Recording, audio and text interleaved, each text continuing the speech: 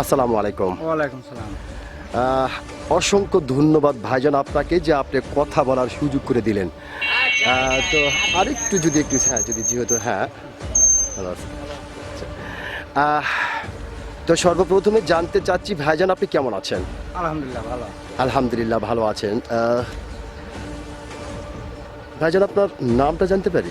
আমার নাম মোহাম্মদ গোলাম রব্বানী। মোহাম্মদ গোলাম রব্বানী। সুন্দর একটি নাম আপনার, অত্যন্ত চমৎকার একটি নাম আপনার, এবং আপনার নাম শুনে এবং মোটামুটি আপনাকে সামনাসামনি দেখে যেটা বোঝা যাচ্ছে আপনি অত্যন্ত একজন সাহসী মানুষ।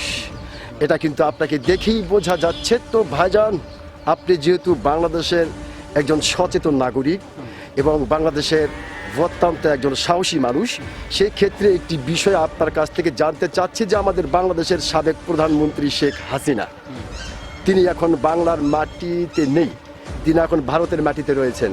তো সেই ক্ষেত্রে এই বিষয়টিকে কেন্দ্র করে বাংলাদেশের বিভিন্ন ধরনের মানুষ বিভিন্ন ধরনের কথা বলছে। কেউ বলছে শেখ হাসিনা কখনো কোনো দিন আর বাংলার মাটিতে পা রাখতে পারবে না, আবার কেউ বলছে না শেখ হাসিনা আসবেই অচিরেই বাংলার মাটিতে বীরের বেশে, আবার কেউ বলছে হলে হতেও পারে, তবে তার জন্য একটু সময় লাগতে পারে। তো আপনি একজন বাংলাদেশের সচেতন নাগরিক হিসাবে এবং বাংলাদেশের অত্যন্ত একজন সাহসী মানুষ হিসাবে আপনার কাছ থেকে জানতে চাই যে আপনি কোনটা মনে করেন? আমি মনে করি যে অনেক ছাত্র মারা গেছে, অনেক ছাত্র মারা গেছে, আর বিচারে আল্লাহ এখন যা হবে হবে হবে। হ্যাঁ হবে, এর বিচারে যেটা হবে সেটা হবে হবে। অসংখ্য ধন্যবাদ আপনাকে, অসংখ্য ধন্যবাদ আপনাকে।